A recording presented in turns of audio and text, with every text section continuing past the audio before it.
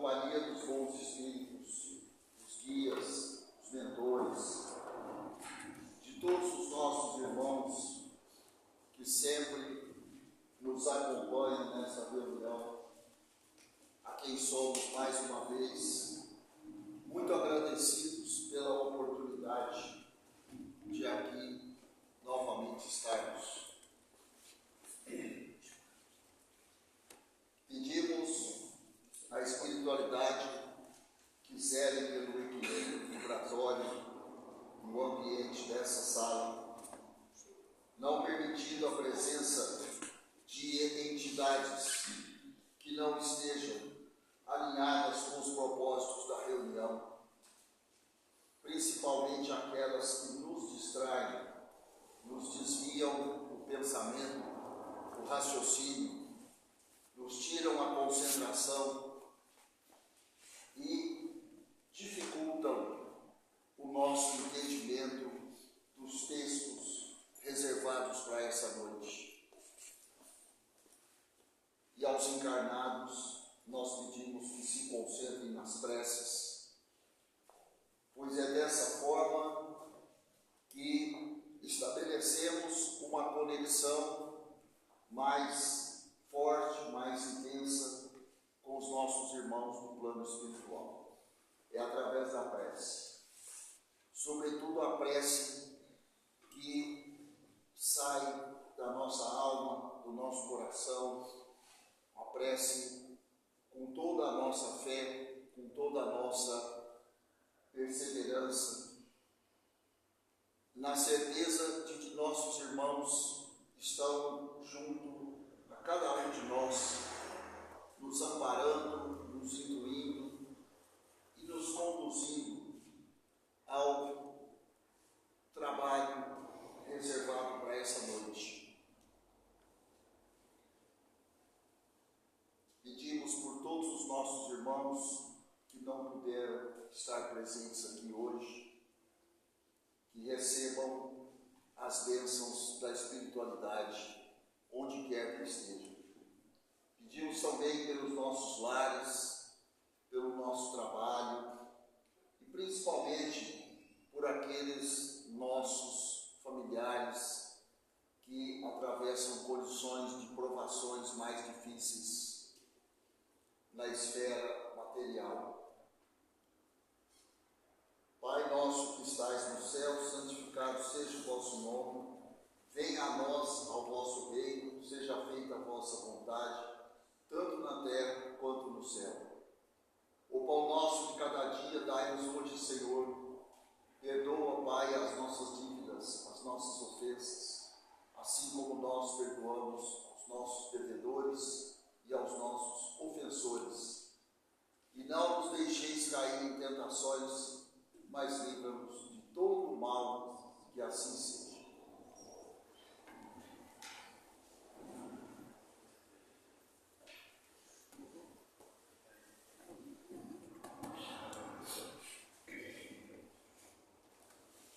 Muito bem.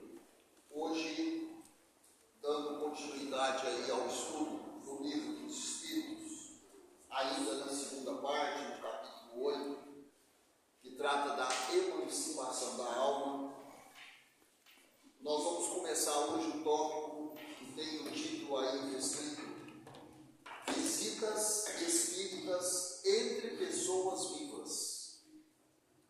Nós terminamos o tópico das visitas durante o sono. Durante os sonhos. Agora nós vamos tratar das visitas espíritas entre pessoas vivas. São 6 perguntas. Hoje nós vamos ler 3 e numa outra oportunidade as outras 3. Pergunta 413, está projetada aí para vocês acompanharem. Do princípio da emancipação da alma, parece decorrer que temos 2 existências simultâneas: a do corpo, que nos permite a vida de relação ostensiva, e a da alma, que nos proporciona a vida de relação oculta.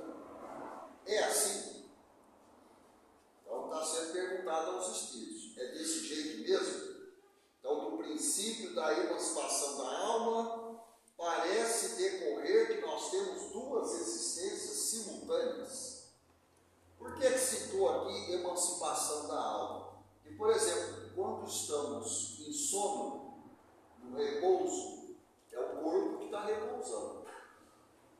A alma segue sua atividade regular. Então, a emancipação está se referindo a isso, né? Durante esse momento, normalmente. Então, está perguntando, a partir desse princípio, então, a gente pode falar que a gente tem duas existências, né? Uma do corpo e a outra da alma. Então, vamos ver o que os espíritos responderam. No estado de emancipação, prima a vida da alma. Então, durante o sono, o principal é a continuidade da nossa alma em atividade.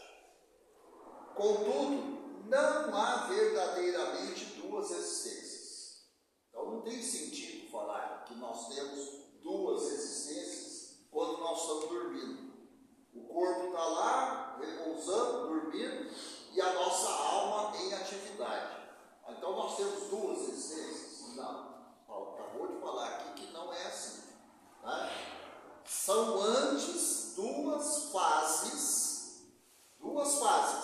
Uma emancipada e o corpo que está repousando. De uma só existência.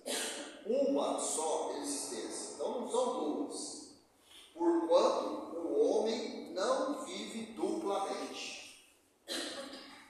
Então, mais claro que essa resposta não tem. A existência é uma só. Então não existe vida dupla. Tá? São duas fases. Alma emancipada, seguindo sua atividade, corpo físico em repouso, porque o corpo precisa do repouso. A parte física precisa do repouso. A parte espiritual não precisa. Está claro isso? Acredito que sim. 414. Podem duas pessoas que se conhecem visitar-se durante o sono? Duas pessoas conhecidas, então as duas estão encarnadas. Elas podem, durante o sono, uma visitar a outra? Resposta dos espíritos: certo. E muitos que julgam não se conhecerem costumam reunir-se e falar-se. Olha só, foi até além. Duas pessoas, enquanto encarnadas, não conheço, não sei quem é, mas durante o sono, as duas se encontram e elas se conhecem sim, espiritualmente falando. Não se conhecem na existência material, mas se conhecem na existência espiritual. Está dito. Podes ter, sem que o suspeites, amigos em outro país. Nós podemos ter muitos amigos em outros países. Por que não? Você fala, mas eu nunca viajei para fora do Brasil. É outra vida. Nessa existência você não viajou. Você está respondendo por essa existência, que é muito pouco, é uma só. E curtinha, né? Todas são curtas.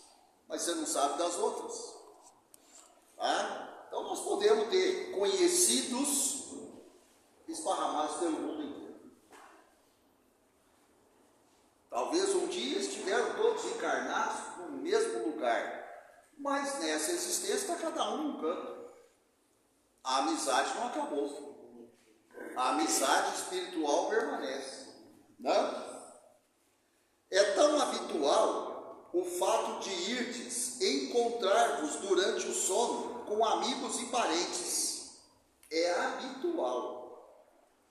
Com os que conheceis e que vos podem ser úteis, que quase todas as noites fazeis essas visitas. Quase todas as noites.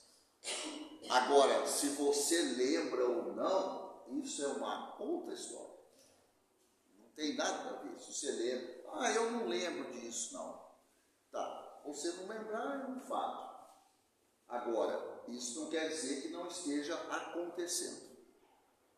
Porque foi muito claro aqui, ó, né? É tão habitual o fato de irdes encontrar-vos durante o sono com amigos e parentes. O que é uma coisa habitual? É uma coisa que acontece com frequência. Habitual. Né? E essas visitas muitas vezes são muito úteis. Muito úteis. Como nós vamos ver aqui na pergunta seguinte, ó, na 415. Que utilidade podem elas ter se as olvidamos?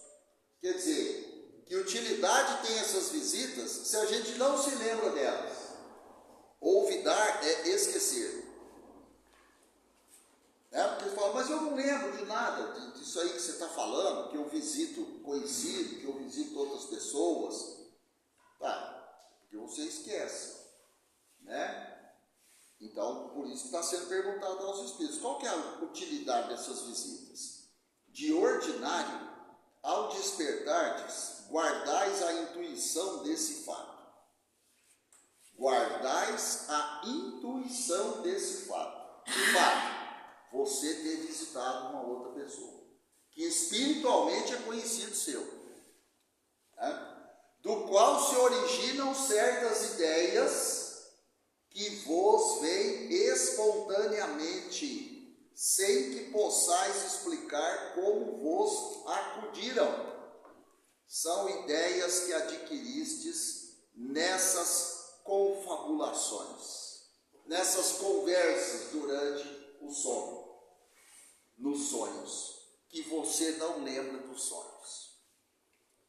Então, eu tenho certeza que isso já aconteceu com todo mundo. Às vezes você vai dormir e está com um problema lá, que você quebrou a cabeça o dia inteiro e não achou uma solução. Pensou o dia inteiro naquele problema, acordado, não achou uma solução. Aí o cansaço venceu, o corpo precisa descansar, você foi dormir. E durante a noite, você pode ter uma conversa com um companheiro desses, que às vezes você nem conhece. Eu, por exemplo, digo por mim, não é raro eu sonhar com pessoas que eu não conheço, que eu não conheça em vida, mas como está explicando aqui, são conhecidos espirituais. E não foi uma nem duas vezes que eu tinha algum problema para resolver, não consegui achar a solução, acordar, e no dia seguinte, como se fosse num passe de mágica, a gente acorda com uma intuição para resolver o problema. Fala, já sei como que eu vou resolver. Né? Ainda pensamos assim, por que eu não pensei nisso antes?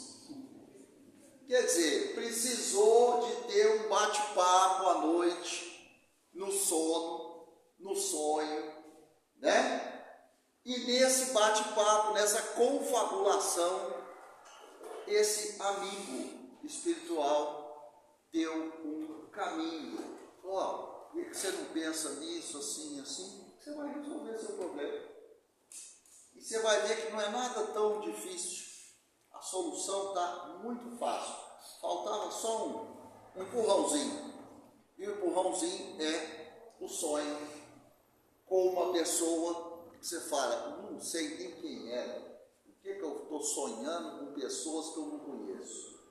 Bom, você está falando pela sua existência atual, você não conhece, mas deve ser um velho conhecido, ou uma velha conhecida, de muitas encarnações, que apareceu ali no sonho e está te dando uma mãozinha, como você pode às vezes frequentar o sono de outra pessoa que não te conhece também, e você dá um conselho, você dá ajuda, porque você enxergou a solução do problema do outro, insônia.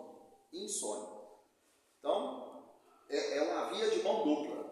Você recebe ajuda e você dá ajuda. né? Só para ilustrar, Ilustra. todo mundo já ouviu falar dos Beatles, né? E tem uma música dele que chama Let It Be. Let It Be, eu contei para as meninas. Let It Be é assim, deixa estar, né? Então, o Paul McCartney, ele sonhou, quer dizer, ele dormiu, eles estavam com problemas muito sérios na atividade, no grupo deles lá na época, e ele pegou, a mãe dele tinha falecido, a mãe dele chamava Maria, e ele pegou e sonhou e esteve com ela. E na música ele fala que ela veio com palavras de sabedoria e falava para ele, let it be, deixa estar. Todo mundo nessa música. E aí ele acordou, igualzinho aquela, e falou, eu tive com minha mãe, e pegou e escreveu a música. E a música explodiu. E aí acabou os problemas. Let it be. Pode olhar, quem pegar a tradução vai ver que ele conta isso ali que ele falou. É isso. Então, hoje nós vamos ficar nessas 3 perguntas. Tem outras 3. A outra oportunidade que a gente tiver com a palavra, a gente estuda as outras 3 perguntas. Mas se você quiser na sua casa, pega lá o livro dos Espíritos e segue aí, ó. Olha a pergunta 416. Tá? Leia novamente essas 3. Gasta 5 minutos para ler, ou menos. E leia as outras 3, que aí fecha o tópico. Tá bom?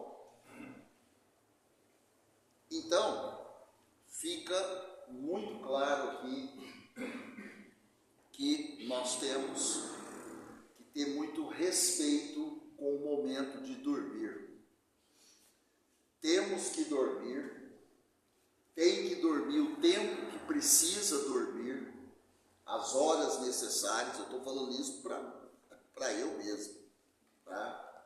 Tem que dormir as horas necessárias, né? Tem que procurar ter o máximo possível, viu, Márcio? Um horário regular de dormir. Não é dormir qualquer hora, acordar qualquer hora, a coisa não pode ser bagunçada assim, não. Né? Por quê? Porque o corpo está dormindo, a alma segue a atividade, né? E às vezes a alma instintivamente precisa desse encontro com outras almas, precisa ter uma conversa, precisa alinhar alguns pontos da existência material, e aí o indivíduo não dorme, e ele fica acordado, e vai virando um dia com o outro, ou então dorme só 1 hora ou 2 horas. Isso aí tem uma consequência. Claro que tem consequência. E não é só para o corpo físico. A consequência é para o corpo espiritual também. Claro. Né? Então, muitas vezes, nós só damos importância às horas que nós estamos acordados.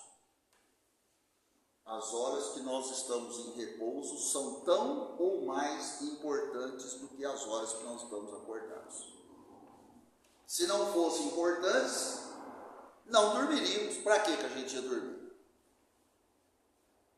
É igual beber água. É importante? O que você acha?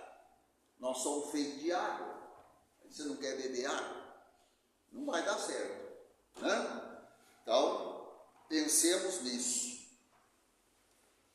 E na outra obra que a gente estuda, do livro Caminho, Verdade e Vida, projetado aí também, essa obra foi psicografada pelo Espírito de Emmanuel, e o Chico escreveu.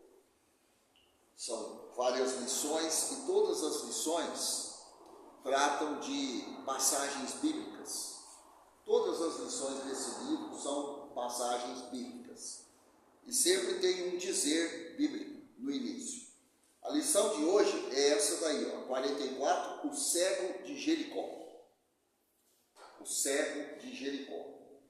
sem dúvida alguma, né, todas as passagens do nosso mestre maior são significativas. Quem sou eu para classificar a mais importante, a menos importante? Não, todas são significativas, mas essa passagem é muito significativa, sobre o cego de Jericó. Dizendo, que queres que te faça? Isso é Jesus falando. Que queres que te faça? Aí o cego respondeu, Senhor, que eu veja. O cego só responde isso para Jesus. Eu só quero ver, mais nada. Só quero enxergar. Isso aí está lá no Evangelho de Lucas, no capítulo 18, versículo 41. Mas nós também vamos encontrar no Evangelho de Marcos e no Evangelho de Mateus. Então, três discípulos fazem referência à mesma passagem. Cada um, claro, com suas palavras, né? Mas o significado é o mesmo nos três. Aí é a passagem escrita por Lucas. O cego de Jericó é das grandes figuras dos ensinamentos evangélicos. É das grandes figuras, como a gente falou. É uma passagem muito significativa. Esse momento que teve o encontro do cego de Jericó com Jesus. Jesus estava passando em um determinado lugar lá em Jericó e esse cego, né, tomou consciência de que Jesus estava passando por lá. O cego em questão é Bartimeu. O nome dele é Bartimeu. Aí a gente olha lá no aramaico, Bar é filho, Timeu é honrado. Então Bartimeu, na verdade, não é um nome, é uma denominação. Bartimeu é um filho honrado. Isso é o que está na Bíblia. Tá? E o pai dele era o Timeu. O pai dele chamava-se Timeu, segundo a Bíblia. Mas a Bíblia não faz muita referência bibliográfica ao pai, não. Fala mais do cego. Então, só para você saber, né, quem é o cego a que o texto está se referindo. O cego de Jericó é das grandes figuras dos ensinamentos evangélicos. Informa-nos a narrativa de Lucas que o infeliz andava pelo caminho mendigando. Então esse cego, Bartimeu, era um mendigo e andava lá pelas ruelas, né, pelos vilarejos lá de Jericó. Sentindo a aproximação do mestre, Jesus, põe-se a gritar, implorando misericórdia. Então ele tem a percepção que Jesus estava passando ali perto de onde ele estava. E ele começa a clamar desesperadamente, porque ele queria ficar frente a frente com Jesus. Ele sentia essa necessidade. Irritam-se os populares em face de tão insistentes rogativas. Quer dizer, as pessoas que estavam ali em volta, também presenciando a passagem de Jesus, ficam irritadas com ele, porque ele deve ter aprontado um escândalo danado, né, para querer se ver frente a frente com Jesus, sentir a presença de Jesus. Não vou falar ver porque ele não enxergava, né? Então os populares ficam irritados com essa insistência dele. Tentam impedi-lo, recomendando-lhe calar as solicitações. Como se diz, fica na sua, sem bagunça, é o mestre que está passando. Não é hora de você ficar com esse escândalo todo aí, né? Jesus, contudo, ouve-lhe a súplica, aproxima-se dele e interroga com amor. Que queres que te faça? Então Jesus, né, no seu comportamento único, escuta as súplicas dele, os pedidos dele para ficar próximo a Jesus, e aí Jesus vai até ele e faz essa pergunta: o que você quer que eu faça? Pergunta para o cego, né? À frente do magnânimo dispensador dos bens divinos, são as palavras do Lucas se referindo a Jesus, recebendo liberdade tão ampla, o pedinte sincero, o cego, responde apenas isso: Senhor, que eu veja. A única coisa que ele respondeu para Jesus. Jesus perguntou: o que você quer que eu faça? Ele simplesmente falou: eu quero enxergar, quero ver, só isso, mais nada, né? O propósito desse cego honesto e humilde deveria ser o nosso em todas as circunstâncias da vida. Aí quem fala isso é o Emmanuel, porque essa obra foi psicografada por Emmanuel. O propósito desse cego honesto e humilde deveria ser o nosso em todas as circunstâncias da nossa vida. Eu podia parar de ler nessa frase aqui e falar: vamos todo mundo para casa pensar nessa frase, porque na verdade todos nós somos o cego de Jericó. Todos nós, cada um de nós. Eu sou. E se você entende que você é também, então você é também. Eu digo que eu sou o cego de Jericó, está revestido aqui nessa pessoa, tá? Porque olha o exemplo que está sendo dado. Olha o exemplo que está sendo dado. O propósito desse cego honesto e humilde deveria ser o nosso. Deveria ser. Falou desse jeito porque não é. Por isso que falou que deveria ser. Tá? Se já fosse, Emmanuel não ia escrever isso. Se a gente já fosse humilde, honesto, o Emmanuel não ia colocar essa frase aqui. Mas ele colocou exatamente porque serve para cada um de nós. Para cada um de nós, principalmente que está aqui hoje escutando isso. E para todo mundo que já leu isso daqui.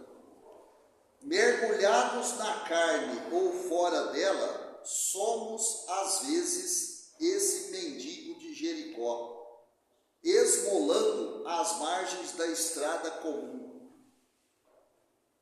Então, faz um esforço, pensa num sentido figurado.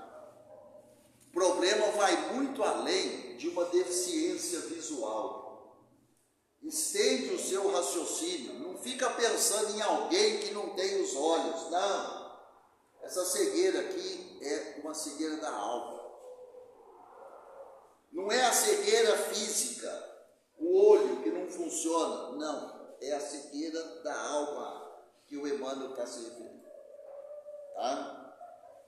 E a gente fica esmolando as margens da estrada comum. E nós estamos fazendo isso há quantas encarnações? Porque nós somos bons para pedir. Pedimos que é uma beleza. Sabemos pedir direto. E, na maioria das vezes, não agradecemos. Não agradecemos. Nem quando somos atendidos, nem quando não somos atendidos. Porque a nossa arrogância é tão grande, né, que a gente quer arbitrar sobre não ter sido atendido. E isso não está ao nosso alcance. Não sou eu que decido quando eu vou ser atendido ou não. É o Pai. É o Pai. Eu peço a Ele. Então, Ele decide quando vai me atender no meu tempo. Mas a nossa paciência nem sempre é grande o suficiente para a gente compreender isso. Aí a gente fica pedindo, às vezes fica revoltado. Eu estou pedindo há não sei quanto tempo e não sou atendido. Aí a gente se revolta, a gente fica descrente, questiona, acho que esse negócio de Deus, e lá lá no centro, ficar ouvindo lá, isso não leva ninguém a lugar nenhum. E aí vai minando um pouquinho de fé que você tem. E a nossa fé é bem curtinha, bem pequena. Aí mina, acaba, destrói o restinho que tem. Né? Chama-nos a vida, o trabalho, apela para nós, abençoa-nos a luz do conhecimento, mas permanecemos indecisos, sem coragem de marchar para a realização elevada que nos compete atingir. E, quando surge a oportunidade de nosso encontro espiritual com Cristo, além de sentirmos que o mundo se volta contra nós, induzindo-nos à indiferença, é muito raro sabermos pedir sensatamente. Aqui está fazendo uma referência ao quanto somos influenciados pelas questões materiais. A gente pede uma vez, duas, três, e aí a gente começa a falar, vou parar de pedir, eu não sou atendido. Né? Eu estou pedindo há anos e não sou atendido. Acho que isso é bobagem. É o que eu falei. A nossa fé já é curtinha. Aí a gente acaba, a gente mesmo destrói o restinho que tem. Que nós gastamos, sabe-se lá, quantas existências para reunir esse tantinho de fé que a gente tem. Então é dessa estrada que o Emmanuel está falando. Que nós estamos nessa estrada como se fosse o cego de Jericó. Só que a estrada para a gente são as nossas sucessivas existências.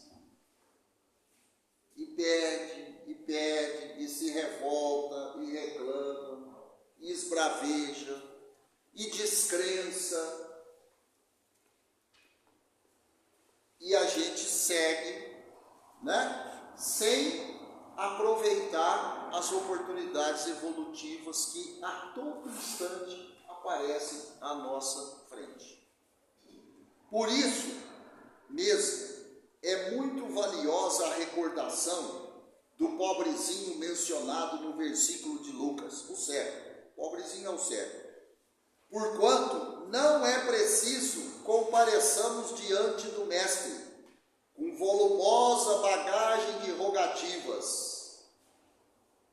Basta lhe peçamos o dom de ver, com a exata compreensão das particularidades do caminho evolutivo.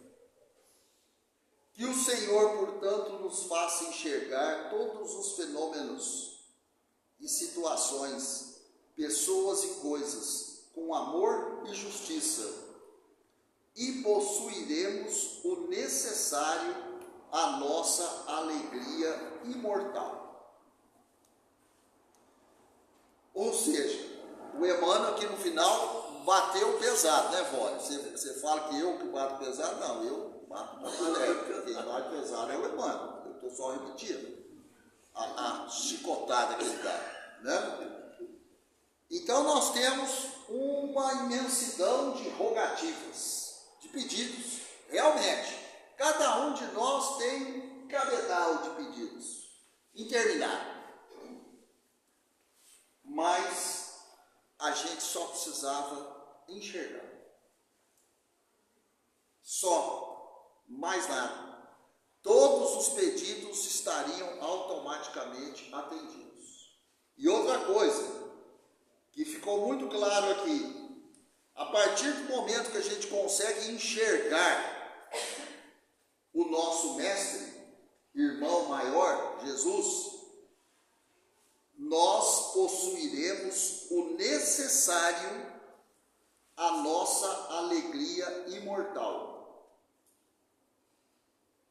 É porque, invariavelmente, a gente pede aquilo que a gente acha que precisa para a nossa alegria momentânea. Alegria do corpo. matéria. E a conversa aqui é outra. É possuir o necessário à alegria imortal. A alegria imortal é a alegria do Espírito. Porque quem é imortal é o Espírito, não é o corpo. O corpo tem data de validade, todo mundo. O Espírito não tem data de validade. Então, repara para você ver.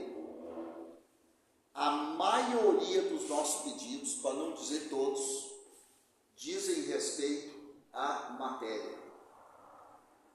Não dizem respeito ao Espírito. Quer dizer, eu quero investir naquilo que no próximo minuto pode não existir mais. Porque quem aqui que sabe quando vai desencarnar? Ninguém sabe. Pode ser daqui 1 minuto, pode ser daqui 50 anos, não sei. Então nós estamos preocupados com aquilo que tem data para acabar, mas não estamos preocupados com aquilo que é eterno. Então nós somos o cego de Jericó. É isso que o Emmanuel está falando. Né? Somos o cego de Jericó. Simplesmente isso. Não enxergamos, olhamos para a matéria e nada para o Espírito. A matéria acaba, o Espírito segue. E aí eu não pedi nada para o Espírito. Eu não investi no Espírito. Eu investi na matéria, que daqui uns dias está tudo podre e voltou para a terra.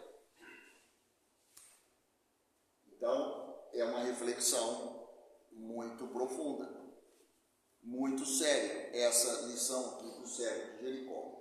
E aí, como eu sempre gosto de pegar a visão do espírito de Miramês, né, que é uma visão totalmente espírita, segundo a perspectiva espírita, frequentemente abordada por autores como o espírito Miramês, que foi psicografado aí pelo Raul Teixeira, e está nessa obra aí, Comunhão no Lar, a história do cego de Jericó é uma profunda lição de autoconhecimento, persistência e reforma íntima.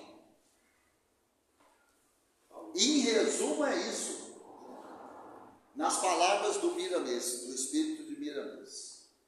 Autoconhecimento, que a gente não se conhece, a gente não sabe quem nós somos. Persistência, a gente não pode desistir jamais. Quando você confia, você não desiste. A gente desiste porque a gente não confia. Não, eu confio, eu tenho fé. Então você não vai desistir nunca. Quem confia não desiste. Pensa nisso. E reforma íntima. Porque nós precisamos de uma reforma íntima grande, reforma íntima grande, né? E os pontos principais levantados aí pelo espírito de Miramês: o mendigo na estrada, o cego de Jericó, simboliza o espírito que ao longo de várias encarnações vive à margem do caminho.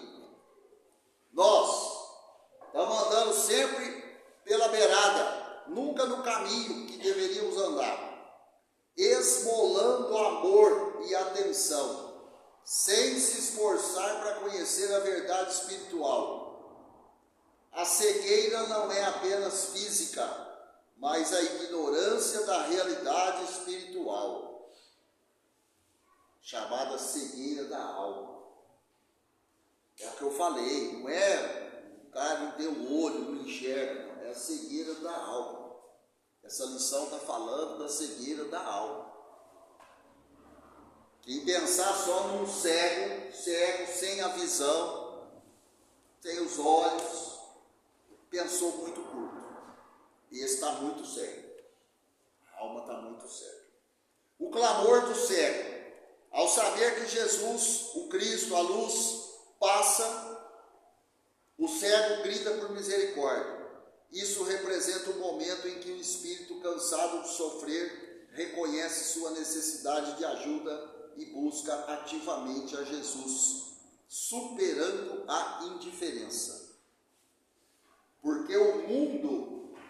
tende a nos deixar indiferentes, porque nós somos envolvidos de uma forma tal pela influência material que nos tornamos indiferentes a Jesus. Por isso que somos chamados de cegos da alma.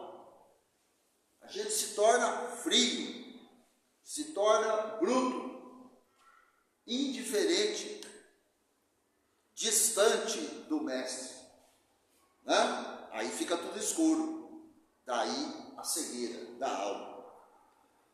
A oposição é a multidão, é o mundo, né?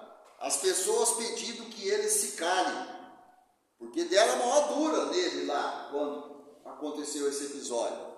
Ele estava muito exaltado, né? Gritando demais, certo? Então, as pessoas pediram que ele se cale. Representam as influências externas. Somos muito atingidos pelas influências externas. O ceticismo do mundo, achar que nada tem jeito, que nada vai melhorar, isso é ser cético, muito cético. Os próprios pensamentos de dúvida que tentam impedir a aproximação com Jesus. É o que acontece. Às vezes, né, a gente mesmo começa a duvidar. Acho que Jesus não está nem me ouvindo. Por que você acha isso? Quem que você pensa que você é para falar um negócio desse? Né? A capa de Bartimeu. Aqui eu não comentei com vocês, mas na época, lá da Roma Antiga, o Império Romano, ele autorizava, principalmente os cegos, a usar uma capa. E quem usava essa capa, então, a sociedade já entendia que era uma pessoa deficiente, normalmente um cego, e ele estava autorizado a pedir, a sair pedindo. Então, usar a capa era uma espécie de identificação. Ah, não, esse aqui ele pode ser um pedinte, porque ele é cego, então as pessoas precisam ajudar ele. Tá? Ao ser chamado por Jesus, ele joga fora a sua capa, figurativamente falando. Na interpretação espiritual, isso simboliza deixar para trás o passado, as velhas crenças, as limitações e a identidade de sofredor para se renovar completamente. A capa era o único bem que o cego de Jericó tinha, materialmente falando. De repente, ele nem jogou a capa fora. De repente, ele continuou com a capa. Mas figurativamente falando, ele jogou. Por quê? A partir daquele momento, ele passou a acompanhar Jesus. Ele se tornou um discípulo. Ele passou a seguir Jesus. Quer dizer, virou a chave aquele encontro. Virou a chave total na existência espiritual dele. Então, por isso que fala, ele jogou a capa fora. Num sentido figurado. Né? O pedido que eu veja, foi a única coisa que ele pediu. A cura não é apenas física. O cego pede para ver a verdade. Compreendendo a necessidade de enxergar com os olhos da alma as etapas da evolução espiritual. É o que nós precisamos fazer. Nós temos que ter total convencimento de que somos criaturas espirituais. A gente normalmente não tem esse conhecimento. Ou se tem, a gente vive materialmente de uma forma tão intensa que a gente não lembra que nós somos criaturas espirituais. A fé e a cura. Jesus diz, a tua fé te salvou. Olha a humildade de Jesus. Então não foi Jesus que salvou o cego. Foi ele mesmo. A tua fé te salvou. Olha o exemplo de Jesus. Então, se a fé do cego salvou ele, se eu tiver fé, eu posso ser salvo também. Por que não? Raciocínio é direto. Temos que ter fé para ser salvos. Agora, se eu sou o primeiro a acreditar que eu não tenho fé, então esquece. Vai ficar complicado você querer ser salvo, né? Vai demorar mais. O Espiritismo destaca que a fé é raciocinada e a ação, o grito, a ida até Jesus, são o motor da cura espiritual. É isso aí. O Espiritismo é fé raciocinada. Aqui ninguém impõe ideia para ninguém. A gente apresenta os fatos e você tira as suas conclusões. Raciocina. A fé no Espiritismo é raciocinada. Tá? Se você chegar à conclusão que isso aqui não é desse jeito, não tem problema. A conclusão é sua. Siga em frente. Tá? O segmento. Após a cura, ele segue Jesus. Isso representa a transformação em discípulo, a mudança de rumo e a caminhada para a luz. Reforma íntima. É o que eu falei. A partir desse episódio, o Bartimeu tomou um rumo, espiritualmente falando. Ele estava várias existências mendicando, andando na beirada do caminho, andando no apostamento, só pedindo, cego da alma. E a partir desse momento, né? Então, a lição aqui ela é bastante reflexiva. A mensagem do Emmanuel, mais clara que isso, não tem. Tudo está ao nosso alcance. Tudo está ao nosso alcance. Porque Jesus passa no nosso caminho 24 horas por dia.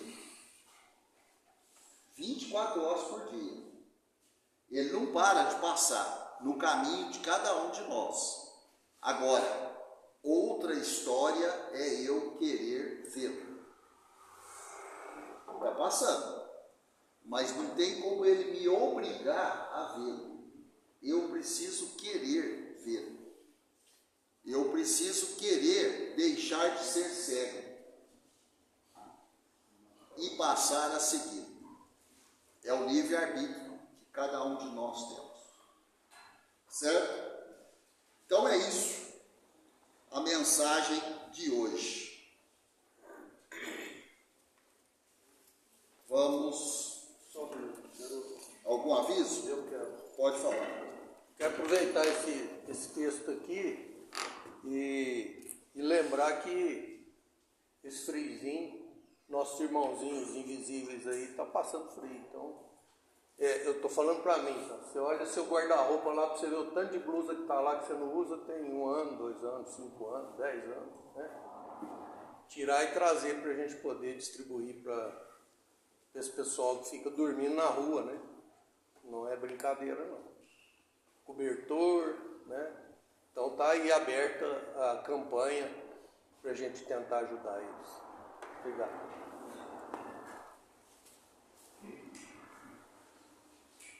Vamos ao